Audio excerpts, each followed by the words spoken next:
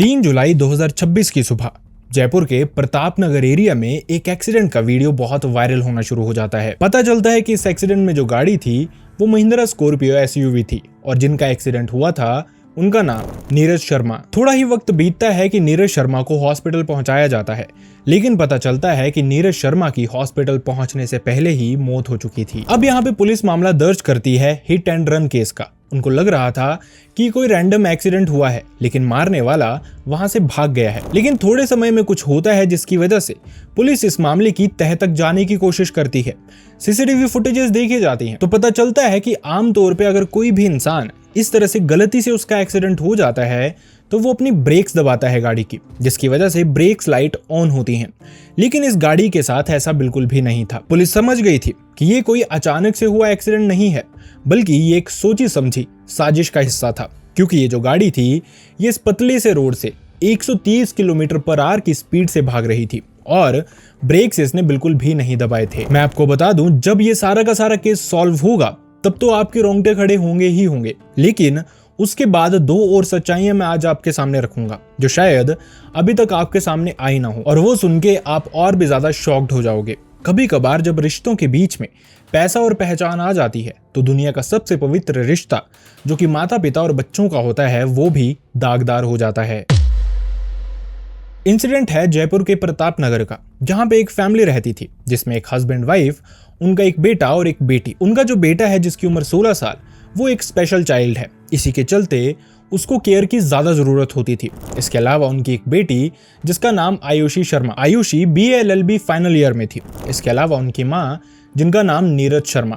नीरज शर्मा एक हाउसवाइफ थी, well educated, लेकिन अभी सिर्फ बच्चों को संभाल रही थी। इसके अलावा उनके पति जिनका नाम विजय शर्मा, जो विजय शर्मा थे वो राजस्थान के हाई कोर्ट के लोअर डिवीजन क्लर्क थे। लेकिन 2024 में अचानक से जो विजय शर्मा है उनकी तबीयत खराब हो जाती है, जिसके बाद उनको सवाई मानसिंह हॉस्पिटल जयपुर में लेके जाया जाता है। वहां पे उनका थोड़े टाइम तक ट्रीटमेंट चलता है। कुछ दिन वो वहीं पे रहते हैं और उसके बाद वो डिस्चार्ज भी हो जाते हैं। लेकिन उसके बाद भी उनको बेड रेस्ट बताई गई थी। धीरे धीरे जहां वो ठीक होने लगे थे, अचानक से उनकी तबीयत खराब होने लग पड़ती है और देखते ही देखते 21 अप्रैल 2025 के दिन उनकी अचानक से मौत हो जाती है। अब मौत के बाद जैसा हिंदू धर्म में होता है, विजय शर्मा का अंतिम संस्कार किया जाता है। फैमिली धीरे धीरे इस दुख से उभरने लगी थी। अभी फैमिली में इनकम हैंड कोई भी नहीं था, सिर्फ विजय शर्मा थे जो कि जॉब कर रहे थे। लेकिन अचानक से उनकी भी मौत हो गई थी। लेकिन जो गवर्नमेंट होती है, अगर कोई भी इंसान नौकरी के दौरान उसकी मौत हो जाती है तो एक कंपैशनेट अपॉइंटमेंट स्कीम होती है। मतलब कि उसी इंसान के किसी फैमिली मेंबर को उनकी जॉब दी जाती है और ये जो प्रायोरिटी होती है ये उस इंसान के पार्टनर को पहले होती है। बस सवाल ये होता है कि अगला इंसान इस नौकरी को करने के लायक, एजुकेटेड है या नहीं है। नीरज शर्मा में ये सारी खूबियां थी। इसी के चलते उनके पति की जो नौकरी थी वो उनको मिल जाती है। वो ये नौकरी करना शुरू कर देती हैं। वक्त इसके बाद धीरे धीरे करवट बदल रहा था। समय बीतता जाता है और फैमिली धीरे धीरे विजय शर्मा के दुख से उभर रही थी और अपनी जिंदगी में दोबारा से वापस आने की कोशिश कर रही थी। लेकिन दिन आता है 3 जुलाई 2026 का। इस दिन जो नीरज शर्मा थी वो अपने बेटे को, जिसकी उम्र 16 साल थी, उसको पास ही के एक कोचिंग सेंटर तक छोड़ने जाती हैं। जैसा मैंने आपको बताया, वो एक स्पेशल चाइल्ड था। इसी के चलते उसको देखरेख के लिए कोई चाहिए होता था। लेकिन उसकी माँ ये भी चाहती थी कि वो जिंदगी में अच्छा करे। इसी के चलते उसको सुबह वो कोचिंग सेंटर लेके जाती हैं। वहां पे उसको ड्रॉप करती हैं और वहां से वापस अपने घर की तरफ आ ही रही थी। लेकिन घर से कुछ ही दूरी पे अचानक से एक महिंद्रा स्कॉर्पियो एसयूवी आती है जो कि उनको रोनते हुए वहां से निकल जाती है। गाड़ी की स्पीड इतनी ज्यादा थी और ये जो एक्सीडेंट हुआ था इतने बड़े इंपैक्ट से हुआ था कि नीरज शर्मा का बचना लगभग नामुमकिन ही था। अब इसके बाद पुलिस इस केस को एक हिट एंड रन केस की तरह ही ट्रीट करना शुरू कर देती है। लेकिन ये कहानी आगे जाके एक अजीब टर्न लेने वाली थी। अचानक से राकेश शर्मा, जो कि नीरज शर्मा के भाई थे, वो जयपुर पुलिस स्टेशन पहुंचते हैं और वहां पे पुलिस को वो कुछ चीजें बताते हैं। वो कहते हैं कि जो उनकी बहन की जान गई है वो असल में एक नॉर्मल एक्सीडेंट नहीं है, बल्कि एक सोची समझी साजिश है और उनका कत्ल किया गया है। अब पुलिस जानना चाहती थी कि आखिरकार राकेश शर्मा को इस तरह का लगता क्यों है, उनको क्यों लगता है कि उनकी बहन का कत्ल हुआ है। इसके बाद राकेश शर्मा पुलिस के सामने कुछ तथ्य रखते हैं। पुलिस को ये चीजें काफी जायज लग रही थी और इसी के चलते पुलिस इन्वेस्टिगेशन में जुट जाती है। अब उनको भी ये लगना शुरू हो गया था कि शायद ये सब कुछ एक कत्ल का मामला है। इसके बाद जो इंसिडेंट वाला एरिया था पुलिस इस एरिया की सीसीटीवी फुटेजेस रिकवर करना शुरू करती है, आसपास की सारी फुटेजेस, ताकि पुलिस को पता चले कि इंसिडेंट से पहले इस एरिया में क्या क्या हुआ था। और जो खुलासे होने शुरू होते हैं वो आपके भी रोंगटे खड़े करके रख देंगे। जब पुलिस इसी इंसिडेंट वाली जगह की 100 से ज्यादा सीसीटीवी फुटेजेस रिकवर करती है तो उनको पता चलता है कि जहां पे ये इंसिडेंट हुआ था उसके अराउंड कुछ तो चीजें थी जो कि सस्पिशियस थी। जैसे जिस व्हाइट कलर की महिंद्रा स्कॉर्पियो से एक्सीडेंट हुआ था, वो जो स्कॉर्पियो थी वो काफी टाइम से इसी एरिया के चक्कर लगा रही थी। मतलब ये जो प्रताप नगर एरिया था और वहां से लेके ये जो कोचिंग सेंटर था वहां तक के लगातार चक्कर लगा रही थी। और इसके अलावा कुछ और भी सस्पिशियस चीजें थी, जैसे कि उनको ये पता चला कि ये जो एक्सीडेंट हुआ था ये रैंडमली नहीं हुआ था, क्योंकि ये जो व्हाइट कलर की स्कॉर्पियो थी ये काफी टाइम से इस इंसिडेंट से थोड़ी ही दूरी पे पार्क्ड थी। काफी टाइम तक वेट करने के बाद जैसे ही नीरज शर्मा अपने बेटे को छोड़ के वापस आ रही थी, उस दौरान जैसे ही वो उस गाड़ी को क्रॉस करती हैं थोड़ी ही देर में ये गाड़ी चलनी शुरू हो जाती है। और उसके बाद जैसा मैंने आपको इंट्रो में भी बताया, जब ये गाड़ी नीरज शर्मा को रोनती है तो उस दौरान गाड़ी के ब्रेक्स बिल्कुल भी नहीं दबाए गए थे। मतलब 130 किलोमीटर पर आवर की स्पीड से जो गाड़ी निकली थी वो उसी स्पीड से उनको रोंदते हुए उनको क्रॉस करके निकल जाती है। अब इसके बाद फर्दर क्लैरिटी के लिए पुलिस हाई डेफिनेशन कैमरास का इस्तेमाल करती है, जो कि सीसीटीवी कैमरास ही थे रोड पे लगे हुए, और इस गाड़ी को ट्रेस करते करते उन कैमरास तक पहुंचती हैं ताकि इस गाड़ी का जो रजिस्ट्रेशन नंबर है वो पुलिस को क्लियरली दिख सके। अब नंबर के थ्रू पुलिस पहुंचती है इस गाड़ी के ओनर तक। अब ओनर तक पहुंचने के बाद पुलिस को ये क्लैरिटी मिल गई थी कि कहीं ना कहीं अब पुलिस इस मामले की तह तक पहुंच जाएगी कि क्या ये एक्सीडेंट है या फिर एक सोची समझी साजिश और एक कत्ल। और उसके बाद वही होता है राकेश शर्मा को जो लगता था।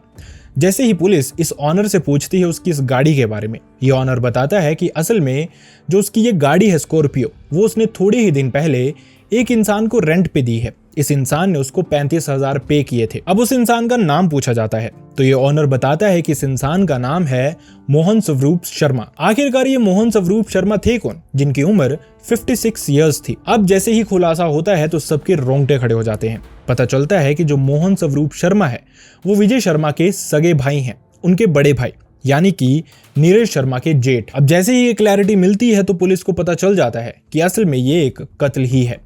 इसके बाद पुलिस बिना देरी किए मोहन के पास पहुंचती है। वहां से पुलिस को पता चलता है कि मोहन असल में इस सारे के सारे मामले के मास्टरमाइंड नहीं थे, बल्कि मेन मास्टरमाइंड थे उनका बेटा बलराम और साथ ही नीरज शर्मा की बेटी आयुषी शर्मा। ये सुन के किसी भी इंसान के रोंगटे खड़े हो जाएं। पुलिस इसके बाद बिल्कुल भी समय बर्बाद नहीं करती, बल्कि 9 जुलाई 2026 के दिन आयुषी शर्मा को अरेस्ट करती है, मोहन स्वरूप को अरेस्ट करती है और इनके साथ 6 और लोगों को अरेस्ट किया जाता है। हालांकि मोहन का बेटा जिसका नाम बलराम था और जो आयुषी का कजन था वो मिसिंग था। अभी तो मैंने इन दोनों को कजन बताया, लेकिन आगे जाके एक और खुलासा होने वाला है जो अपने आप में कई रिश्तों को शर्मसार करके रख देगा। खैर, अब इनको अरेस्ट करके इनसे पूछताछ जारी ही थी। दूसरी तरफ पुलिस बलराम को ढूंढ रही थी, लेकिन इसी बीच 10 जुलाई 2026 के दिन राकेश शर्मा जो कि नीरज शर्मा के भाई थे वो फिर से पुलिस स्टेशन पहुंचते हैं और एक और कंप्लेंट दर्ज करवाते हैं। ये कंप्लेंट पुलिस के भी हाथ पैर कांपने पे मजबूर कर देती है। वो पुलिस को बताते हैं कि असल में आयुषी की मां का तो कत्ल इसने किया ही है, लेकिन इसके पिता की मौत लगभग 1 साल पहले हुई थी और वो भी कोई नेचुरल मौत नहीं थी, बल्कि वो भी आयुषी ने ही करवाई थी, वो भी एक कत्ल था। लेकिन उस समय उनको इतने होश ही नहीं थे कि वो एक केस दर्ज करवा सके। उनका टाइम बहुत मुश्किल से बीता था, वो एक हार्ड टाइम था उनकी फैमिली के लिए। ये अपने आप में ही पुलिस के लिए डरा देने वाला मामला था। लेकिन आखिरकार राकेश शर्मा को इसके बारे में कैसे पता था? एक ऐसे इंसिडेंट हुआ था जिस दौरान एक बहस हुई थी आयुषी और उनकी मां नीरज के बीच में। इस दौरान आयुषी ने एक शब्द कहे थे। इन शब्दों को उन्होंने इतना सीरियसली नहीं लिया था, लेकिन इसके बाद जो हुआ उसने उनको मजबूर कर दिया इन शब्दों को इतना सीरियसली लेने के लिए। असल में इस लड़ाई के दौरान आयुषी ने अपनी मां को कहा था कि मैं अपने पिता को मार सकती हूं उनकी फूड पाइप को निकाल के, तो तुम क्या बड़ी चीज हो, तुम्हें मैं 2 दिन में खत्म करवा दूंगी। और वैसा ही असल में हुआ भी था। अब पुलिस ये भी मामला दर्ज करती है। इसके बाद इन्वेस्टिगेशन जारी की जाती है और क्या सच्चाई थी, क्या खुलासे थे, ये निकल के बाहर आते हैं। और सब कुछ जानने के लिए हमें वापिस से 2024 में जाना पड़ेगा, जहां से अब मैं आपको बताता हूं कि असल में एग्जैक्ट सब कुछ हुआ कैसे था और क्यों आयुषी ने इस तरह की चीजें की थी। असल में विजय शर्मा जो कि आयुषी के पिता थे, 2024 के मिड के बाद से उनको अचानक से उनकी तबीयत खराब होनी शुरू हो गई थी। वो लोअर डिवीजन क्लर्क तो थे, लेकिन उनकी हेल्थ कंडीशंस के चलते उनको थोड़े समय की छुट्टी दी जाती है, जिसके बाद उनको सवाई मानसिंह हॉस्पिटल जयपुर में एडमिट करवाया जाता है। कुछ महीने वो वहीं पे एडमिट रहते हैं। धीरे धीरे वो रिकवर करना शुरू करते हैं। डॉक्टर्स ने फैमिली को बताया कि असल में उनको ब्रेन हैमरेज हुआ था। काफी महीने इस हॉस्पिटल में रहने के बाद फाइनली 2024 के दिसंबर मंथ में विजय शर्मा को हॉस्पिटल की तरफ से डिस्चार्ज कर दिया जाता है। लेकिन फैमिली को यह भी बताया था कि विजय को अभी बेड रेस्ट की जरूरत है और इसी के चलते फैमिली उनको बेड रेस्ट दे भी रही थी। लेकिन अचानक से आयुषी अपने कजन बलराम के साथ आती है, अपने पिता को गाड़ी में बैठाती है और अपने साथ चेकअप के लिए लेके जाने लगती है।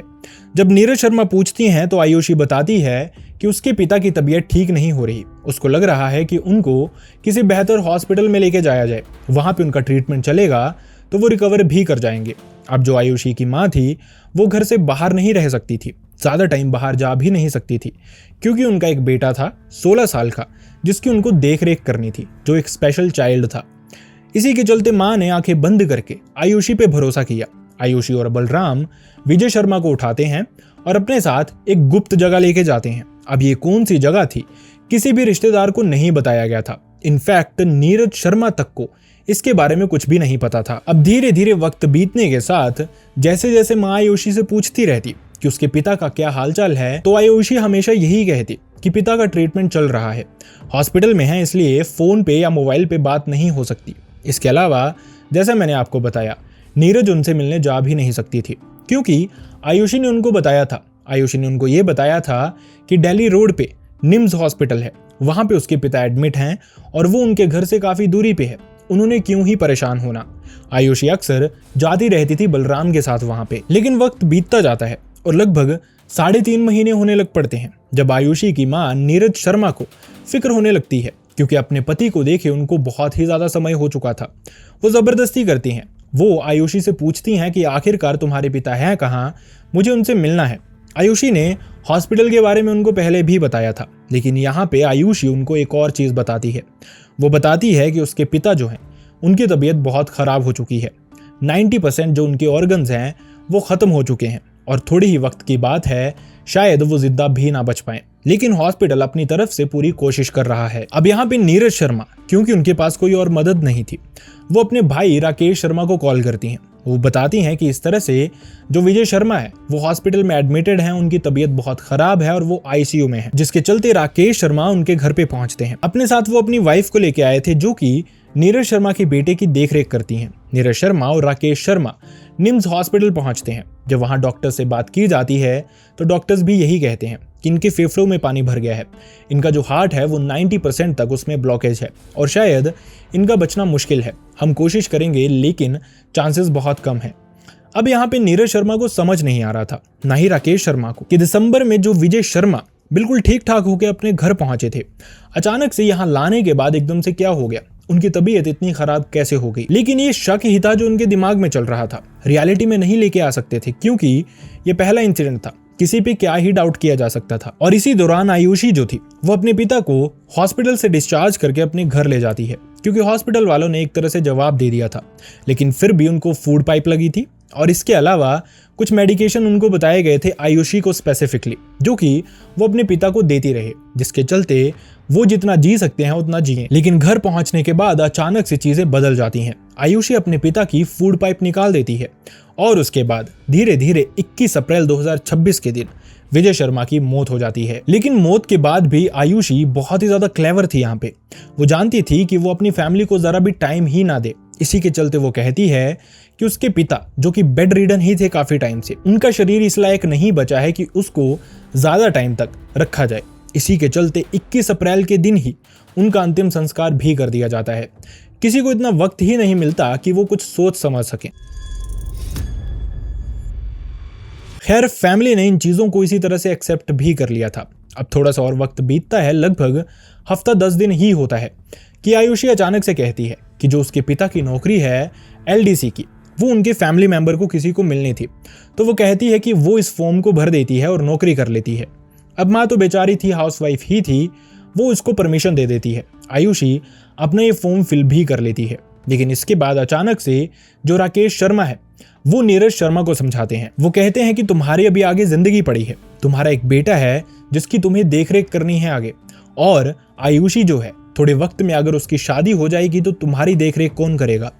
और ये भी है कि आयुषी लॉ की पढ़ाई कर रही है, थोड़े ही समय में वो अच्छी नौकरी मिल सकती है उसको, ये नौकरी तुम ले लो। अब ये जो चीजें थी ये काफी हद तक जायज थी। नीरज शर्मा समझती हैं, अपनी बेटी से डिस्कशन करती हैं और ये नौकरी के लिए फॉर्म भर के ये नौकरी वो ले भी लेती हैं। लेकिन जैसे ये सब कुछ होता है आयुषी के हाव भाव बदलने लग पड़ते हैं। आयुषी जो कि अपनी माँ के साथ अच्छे से रहती थी वो धीरे धीरे उनसे लड़ने झगड़ने लग पड़ती है। वो कहती है कि आपने मेरा करियर खत्म कर दिया, एक नौकरी जो मुझे मिल सकती थी मेरी पूरी जिंदगी के लिए वो आपने मुझसे छीन ली। ये लड़ाइयाँ बढ़ने लग पड़ती हैं। नीरज शर्मा उसको समझाती हैं लेकिन एक टाइम के बाद वो भी समझाना बंद कर देती हैं। लेकिन इतनी लड़ाई होने के बाद आयुषी अपनी माँ को कहती है ठीक है अगर उन्होंने नौकरी ले भी ली है तो जो 9 बीघा जमीन है उनकी हाईवे के पास वो आयुषी के नाम कर दे। अब आयुषी की माँ जानती थी कि ये कोई जायज मांग नहीं है, इसी के चलते वो उसको डांट देती हैं कि आखिरकार तुम बात क्या कर रही हो, तुम्हारा एक भाई भी है हमारे घर पे। अब ये जो बहस होती है, आर्ग्यूमेंट्स होते हैं, लड़ाइयाँ उनकी लगातार होनी शुरू हो जाती हैं। इसी के चलते जो आयुषी थी वो जयपुर में ही उसके पिता का पुराना घर भी था जहाँ पे वो जॉइंट फैमिली में अपने भाई के साथ रहते थे, मोहन के साथ रहते थे। आयुषी इसके बाद अपनी माँ से अलग होके उस घर में रहना शुरू कर देती है। अब जैसे ही वहां पे जाती है धीरे धीरे वक्त बीतने के साथ वो अपनी माँ को रास्ते से हटाने की प्लानिंग प्लॉटिंग करना शुरू कर देती हैं। उसका कजन जिसका नाम बलराम था, अब इसके बारे में मैं आपको कुछ बताता हूँ। जो बलराम नाम का उसका कजन था वो वैसे तो उसके ताया का बेटा था, लेकिन वहां रहने के दौरान अचानक से वो उसके साथ रिलेशनशिप में भी आ गई थी। मतलब अपने ही कजन के साथ वो रिलेशनशिप में आ गई थी और इसी के चलते वो खुल के उससे सारी चीजें शेयर कर लिया करती थी। वो उसको कहती है कि तुम मेरी मदद करो मेरी माँ को मेरे रास्ते से हटाने के लिए। अब वहां पे मोहन भी थे, बलराम भी था और साथ ही आयुषी भी बैठी हुई थी। लेकिन बलराम का कहना ये था कि कत्ल करने के बाद उनको क्या मिलेगा, आखिरकार जो कुछ होगा आयुषी को मिलेगा। आयुषी बताती है कि जो 9 बीघा उनकी जमीन है जिसकी कीमत लगभग 10 करोड़ के आसपास की थी, उसकी माँ के मरने के बाद ये सब कुछ उसको मिल जाएगा और ये 9 बीघा जमीन वो अपने ताया को और उनके बेटे को दे देगी। उसको सिर्फ नौकरी चाहिए और इन दोनों घरों में हिस्सा चाहिए। अब जो मोहन स्वरूप शर्मा था वो जानता था इस जमीन की कितनी कीमत है और वो ये भी जानता था कि अगर सब कुछ नेचुरल ही रखेंगे तो किसी को क्या ही पता चलेगा, उनके हिस्से 10 करोड़ की जमीन आ जाएगी। इसी मामले के चलते वो अग्री कर लेते हैं। धीरे धीरे वो प्लानिंग प्लॉटिंग करना शुरू कर देते हैं। प्लानिंग प्लॉटिंग करने के दौरान ही जो बलराम था उसके बहुत सारे लड़के नोन थे जो कि सुपारी वगैरह का काम भी लेते थे और इसी के चलते वो 5 लोग ढूंढ निकालता है जो कि लगभग उसी की उम्र के थे। लेकिन अब सवाल ये था कि आखिरकार वो ये कत्ल करेंगे किस तरह से। इसको नेचुरल दिखाने के लिए रोड एक्सीडेंट का नाम लिया गया। अब इसके बाद ये जो मोहन स्वरूप शर्मा था ये महिंद्रा स्कॉर्पियो रेंट पे लेता है, 35,000 इसके पैसे देता है और उसके बाद ये गाड़ी उनके पास आ जाती है। वो इस गाड़ी को इस्तेमाल करने वाले थे, लेकिन सवाल ये था कि इस गाड़ी को चलाएगा कौन, ये सब कुछ करेगा कौन, क्योंकि वो किसी भी तरह से सारे मामले में इन्वॉल्व नहीं होना चाहते थे ताकि कल को अगर इन्वेस्टिगेशन हो भी तो उनकी इतनी दूरी हो कि पुलिस उन तक पहुंच ही ना पाए।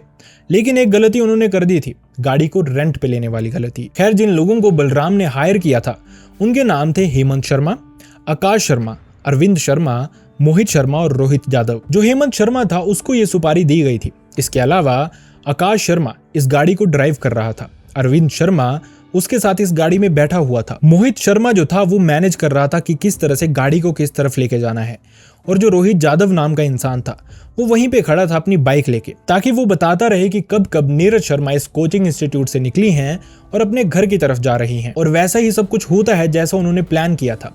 धीरे धीरे वो सारी चीजें सही से एग्जीक्यूट करते हैं और नीरज शर्मा को उसी दिन जिस तरह से उन्होंने प्लान किया था मार देती हैं। लेकिन ये पहला अटेम्प्ट नहीं था जो नीरज शर्मा पे मारने के लिए किया गया था। इससे पहले 2 और अटेम्प्ट किए गए थे सेम महीने में ही। पुलिस इस मामले से पहले की भी नीरज शर्मा के घर के आसपास की सीसीटीवी फुटेजेस देखना शुरू करती है ताकि इन्होंने और क्या क्या किया होगा। 26 जून की एक फुटेज मिलती है जहां पे दिखता है कि एक शख्स जिसने एक मास्क पहना हुआ था वो नारियल के कुछ बंडल नीरज शर्मा के घर के अंदर फेंकता है, और उसके अलावा कुछ ज्वलनशील चीजें भी थी जो उसके साथ ही फेंकी गई थी ताकि नीरज शर्मा और उनका बेटा जो घर के अंदर है वो जल के राख हो जाएं। ये दोपहर का समय था जो कि रेस्ट करने का समय होता है।